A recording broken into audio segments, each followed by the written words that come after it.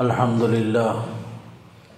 لله نحمده ونستعينه ونستغفره ونؤمن به ونتوكل عليه ونعوذ بالله من شرور أنفسنا ومن سيئات أعمالنا من يهده الله فلا مضل له ومن يضلل فلا هادي له وأشهد أن لا إله إلا الله وحده لا شريك له وأشهد أن محمدًا عبده ورسوله أرسله بالحق بشيرا ونذيرا وداعيا إلى الله بإذنه وسراجا منيرا أما بعد فإن خير الحديث كتاب الله وخير الهدي هدي محمد صلى الله عليه وسلم وشر الأمور محدثاتها وكل محدثة بدعة وكل بدعة ضلالة وكل ضلالة في النار فأعوذ بالله السميع العليم من الشيطان الرجيم بسم الله الرحمن الرحيم فمن زحزح عن النار وأدخل الجنة فقد فاز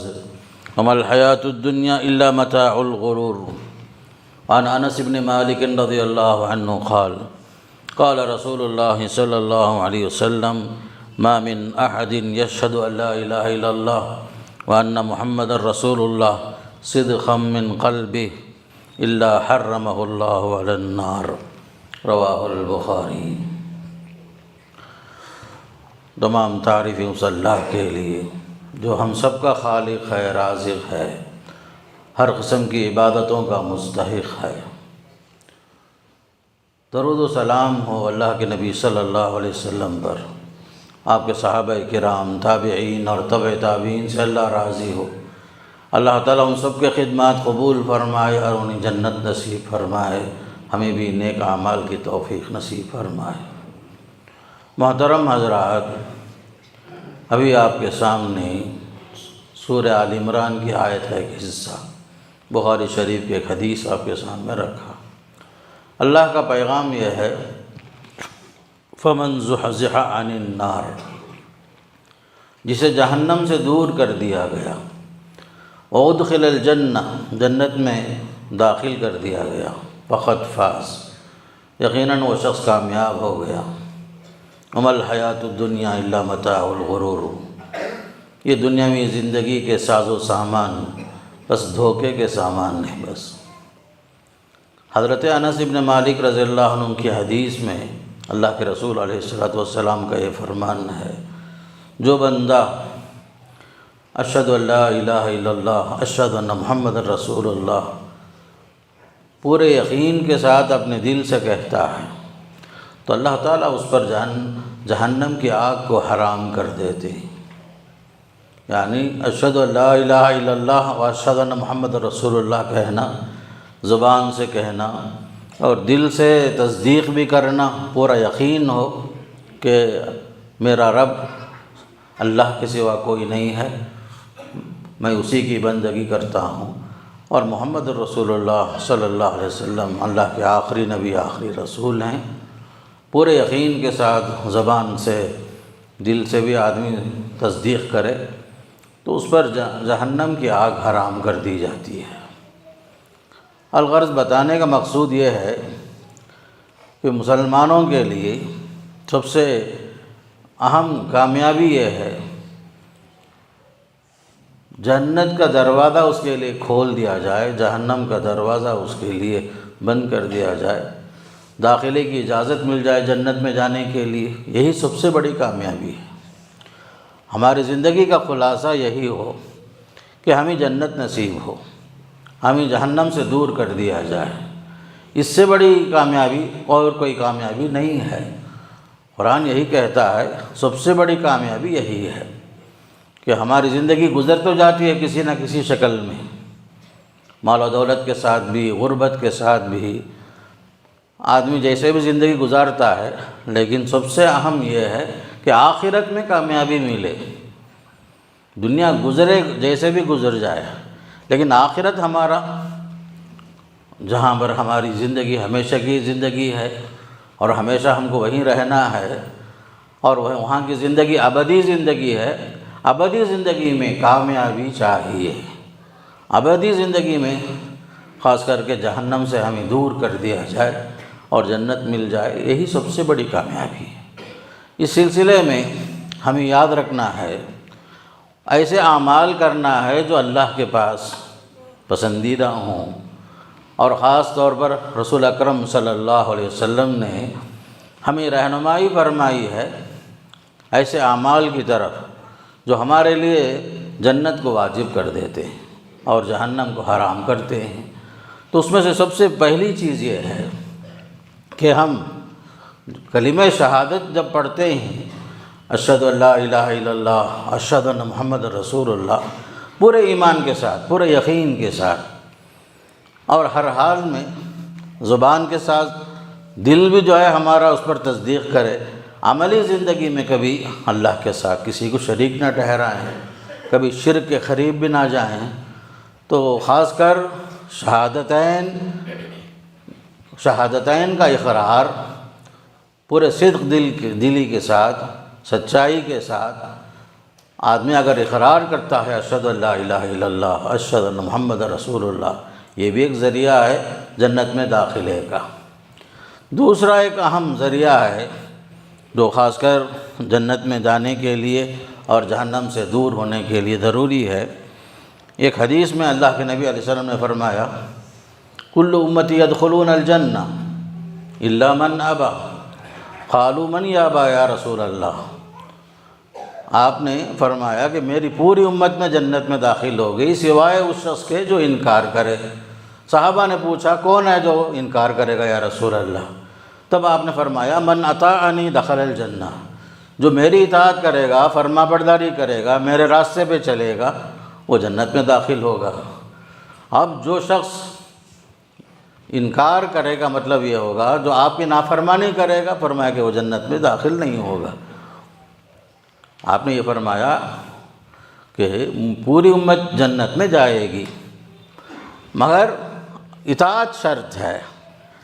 دین کے راستے میں اللہ کے رسول صلی اللہ علیہ وسلم کی باتوں پر عمل کرنا، عبادات میں، معاملات میں، عقائد میں، معاشرت میں، زندگی کے ہر شعبے میں اللہ کے رسول کا فرمان سر اور آنکھوں پر، کہیں بھی جو ہے منمانی چیزوں پر عمل نہیں کرنا، شریعت کا حکم، اللہ کا حکم، قانون اللہ کا، اللہ کے رسول کی رہنمائی، یہی سب سے عام ہو مسلمانوں کے پاس۔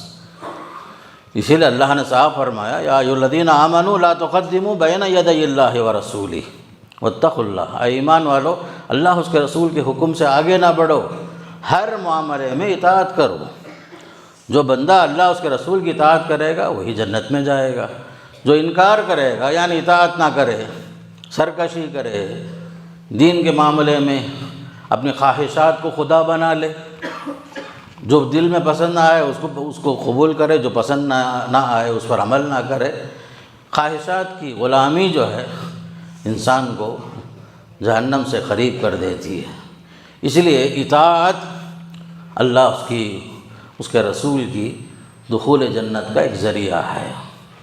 تیسری چیز ہے جو خاص کر ہمارے لیے ضروری ہے، حسن اخلاق، کریمانہ اخلاق، شریفانہ اخلاق، فاضلانہ اخلاق، کیریکٹر ہمارا صحیح ہونا چاہیے، سب کے ساتھ، بڑوں کے ساتھ، چھوٹوں کے ساتھ، ہر ایک کے ساتھ ہمارا تعامل، ہمارا سلوک بالکل جو ہے صحیح ہونا چاہیے۔ جیسا کہ حدیث میں آتا ہے، آپ نے فرمایا، ابن مسعود رضی اللہ عنہ کی روایت ہے، الا اخبرکم بمن یحرم علی النار، کیا میں آپ لوگوں کو خبر نہ دوں کون لوگ ہیں جو جہنم کے لیے حرام ہوتے ہیں، او بمن تحرم علیہ النار، یا جن پر جہنم حرام ہے۔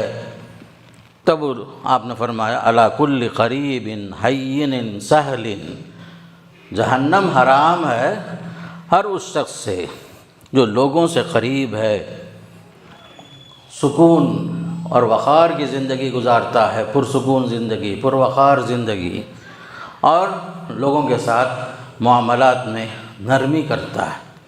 قریب سے مراد لوگوں سے قریب رہتا ہے، اٹھنا بیٹھنا لوگوں کے ساتھ ہے، لوگوں سے الگ تھلگ نہیں، خیر میں بھی معاملات جتنے بھی خیر کے ہیں سب میں جو ہے لوگوں کے ساتھ رہتا ہے، ایسا نہیں کہ الگ تھلگ زندگی گزارنے کی کوشش کرتا ہو، چاہے لوگوں سے تکلیف بھی پہنچے پھر بھی لوگوں کے ساتھ رہتا ہے، قریب رہتا ہے لوگوں کے۔ اور حیین کا معنی ہے پرسکون پروقار زندگی. جیسے عباد الرحمن کی صفت ہے، الرحمن کے جو بندے ہیں ان کے بارے میں اللہ نے فرمایا وَعِبَادُ الرَّحْمَنِ الَّذِينَ يَمْشُونَ عَلَى الْأَرْضِ هَوْنًا. جب وہ زمین پر چلتے بھی ہیں پیر پٹک پٹک کر نہیں چلتے، پرسکون انداز سے چلتے ہیں، پرسکون زندگی، پروقار زندگی.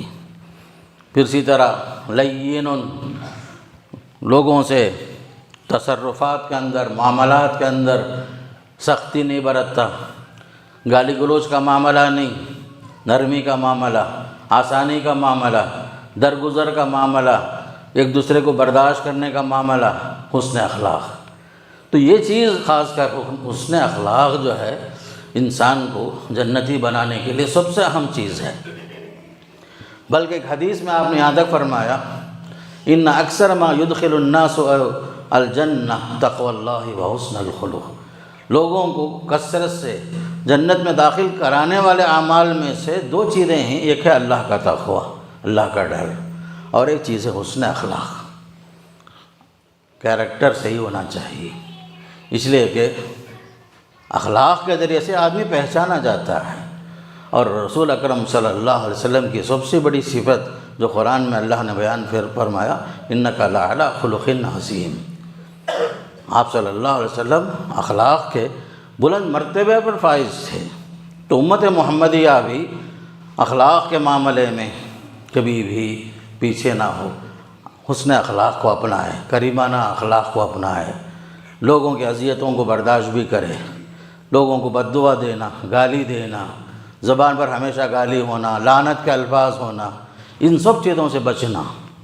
خاص کر یہ غیبت، ایک دوسرے کا مذاق اڑانا، کسی کی تحقیر کرنا، کسی کو ذلیل سمجھنا، یہ سب چیزیں ایسے ہیں جو انسان کے اخلاق کو بگاڑتی ہیں. یہاں تک حدیث میں آتا ہے کہ آپ اگر کسی سے مسکرا کر بھی ملتے ہیں تو صدقے کا ثواب مل جاتا ہے.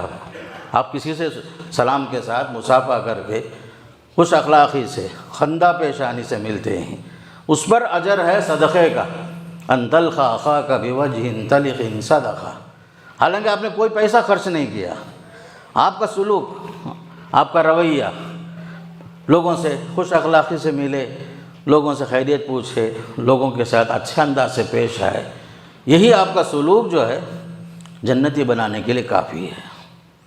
ایک عورت عابدہ ہے، زاہدہ ہے، سب کچھ ہے، عبادتوں میں کچھ کمی نہیں ہے، محض اللہ کے مخلوق میں سے ایک بلی کی وجہ سے، جس بلی کو باندھ کے رکھی، نہ کھلائی نہ پلائی، باندھ کے رکھی، بھوکی رکھی بلی کو، حالانکہ صوم و صلاۃ کی پابند ہے، وہ عورت جہنمی ہے. آپ نے فرمایا کیوں؟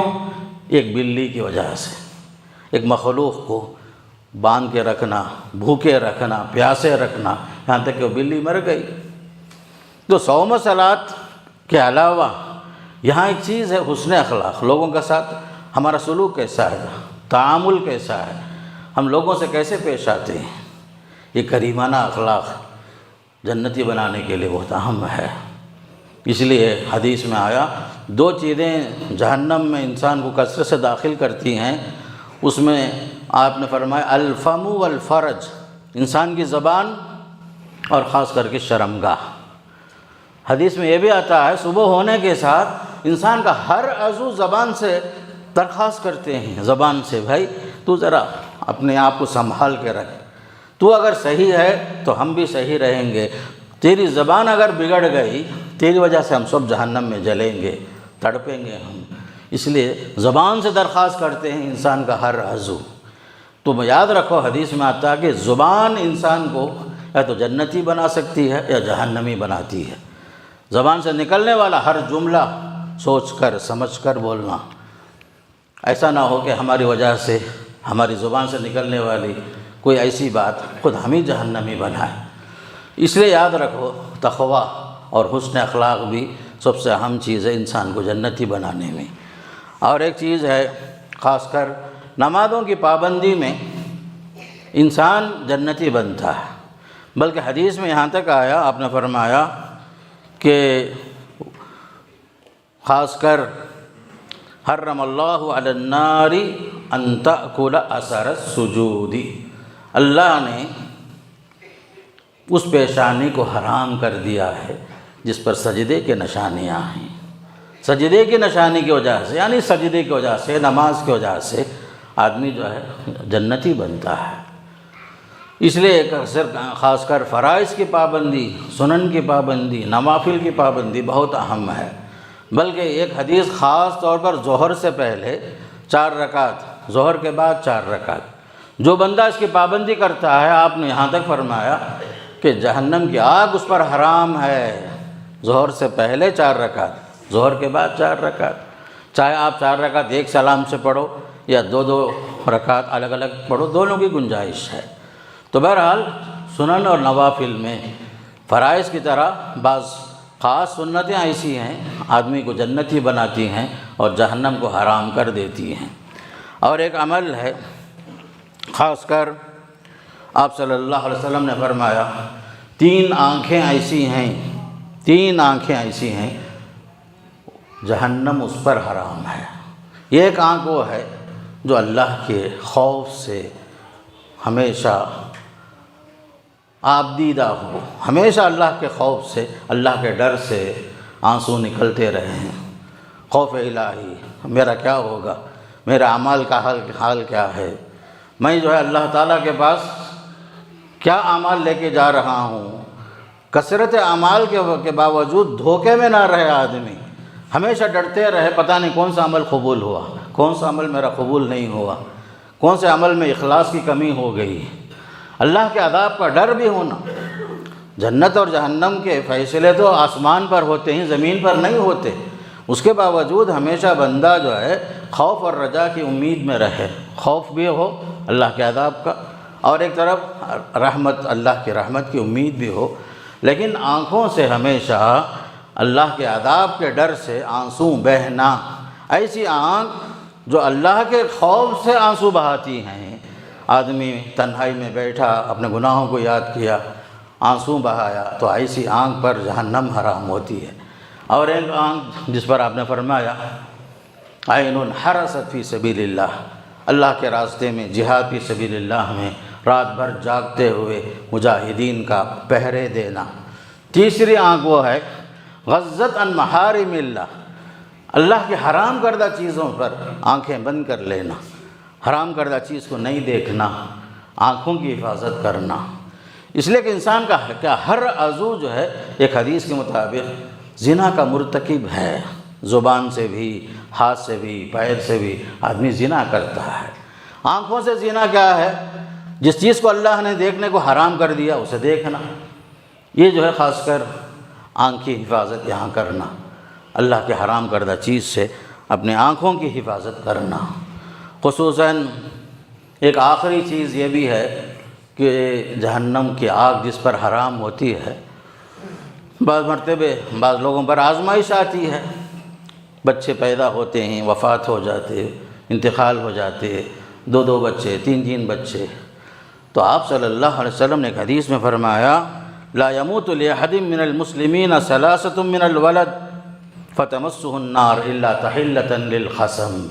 جس مسلمان کے 3 بچوں کی وفات ہو جائے اس کی زندگی میں، پھر وہ صبر کر لے، اللہ کے فیصلے سے راضی ہو جائے، تو جہنم کی آگ اس پر چھو نہیں سکتی اللہ کے قسم پورا کرنے کے لیے۔ اس لیے کہ قرآن کی ایک آیت میں اللہ نے بھی فرمایا وَإِن مِّنكُمْ إِلَّا وَارِدُهَا، ہر ایک کو گزرنا پڑے گا پل صراط کے اوپر سے، جہنم کے اوپر سے۔ تو یہ شخص جس کے 3 اولاد کی وفات ہوئی، اس کی زندگی میں باپ بوڑھا ہو گیا، جوان بچے اس کے آنکھوں کے سامنے سے گزر جاتے، انتقال ہو جاتے، 3 بچوں کا انتقال ہوا، پھر بھی برداشت کر لیا، صبر کر لیا اور اللہ کے فیصلے سے راضی رہا، قضاء و قدر سے راضی رہا، تو ایسے بندے کے لیے خاص کر حدیث میں آتا ہے اس کے صبر کی وجہ سے جنت کا فیصلہ ہوتا ہے، جہنم کی آگ حرام ہو جاتی ہے۔ آخری بات، یہ بات بتا کر بات ختم کر رہا ہوں کہ آج 6 دسمبر ہے، معلوم ہے آپ کو، تو آج کا ایک پیغام یہ بھی ہے مسلمانوں کے لیے، جہاں بھی مسلمان ہیں اپنے اپنے مساجد کو آباد کریں، ہمیشہ فرائض کے لیے بلکہ مسجد کے لیے جو مرکزی حیثیت ہے قرآن اور حدیث میں، وہ حیثیت مسجد کو دیں۔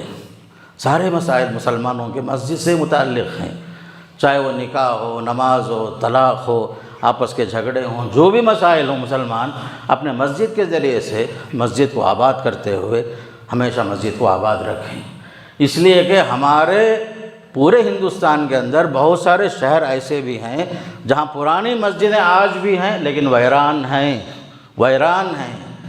ایسے ہی مسجدوں پر لوگوں کی نظر پڑتی ہے، پھر اس کے بعد ناجائز قبضے ہوتے ہیں، آپ کو معلوم ہے۔ اس لیے مسلمانوں کا ذمہ یہ بھی ہے کہ قبل اس کے کہ بعد میں پچھتائیں لوگ، مصیبت آئے پھر بعد میں پچھتائیں، تو مساجد کو آباد کریں۔ مسجد کو جو مرکزی حیثیت ہے، مسجد ہمارے لیے مکتب بھی ہے، نماز کی جگہ بھی ہے، عدالت بھی ہے، ہمارے مسائل مسجد میں حل ہوں، مسجد میں بیت المال بھی ہے۔ مسجد کی حیثیت جو ہے دین کے اندر، ہر چھوٹے بڑے مسائل یہ سب باقاعدہ جو ہے مسلمانوں کا دل مسجد سے لگا ہوا ہو، اور مساجد کو ہمیشہ آباد کریں، چاہے وہ نئی مسجدیں ہوں، پرانی مسجدیں ہوں، زمانے کی پرانی کچھ غیر آباد جو مسجدیں ہیں ہمارے قرب و جوار میں، بعض شہروں میں، ان مساجد کو آباد کرنا ہمارا ایک ذمہ ہے میرے دوستو۔ اس لیے یاد رکھو کہ ایمان والوں کی علامت یہ ہے، ایمان والے مساجد کو آباد کرنے والے ہوتے ہیں۔ انما یعمر مساجد اللہ من آمن باللہ والیوم الآخر واقام الصلاۃ۔ مساجد کی رونق اور آبادی کس سے ہے؟ جو اللہ پر ایمان رکھتے ہیں، آخرت پر ایمان رکھتے ہیں، نمازوں کی پابندی کرتے ہیں، زکوٰۃ دیتے ہیں، یہ لوگ جو ہے مسجدوں سے جڑے ہوئے ہوتے ہیں۔ مسجدوں کی رونق اور آبادی مصلیوں سے ہوتی ہے، اس لیے مساجد کو آباد کریں، اپنا ہر مسئلہ مسجد سے حل کریں۔ عدالتوں کا چکر، خواہ کے جو چکر ہوتے ہیں ہمارے، ہر مسئلے میں ہم عدالتوں کے حوالے ہو جاتے ہیں، بجائے اس کے کہ ہم قرآن اور حدیث کی روشنی میں مساجد کے اندر دارالقضاء ہوں، دارالقضاء کے اندر اپنے مسائل حل کریں، چھوٹے چھوٹے مسائل جو بھی مسئلے ہیں، یہ سب چیزوں کو مسجد کی ایک حیثیت ہے، اسے تسلیم کریں ہم۔ بہرحال یہ کچھ خاص پیغامات کے ساتھ میں اللہ سے دعا کروں، پروردگار مجھے بھی اور آپ کو بھی دین پر چلنے کی توفیق نصیب فرمائے، اللہ اس کے رسول کے احکامات کو قبول کرنے اور اسی پر زندگی بھر قائم رہنے کی اللہ توفیق نصیب فرمائے۔ اللہ تعالی ہم سب کو جب تک زندگی نصیب فرمائے ایمان کے ساتھ، عمل صالح کے ساتھ اور خاتمہ بالخیر کی توفیق نصیب بخشے۔ وآخر دعوانا ان الحمد للہ رب العالمین۔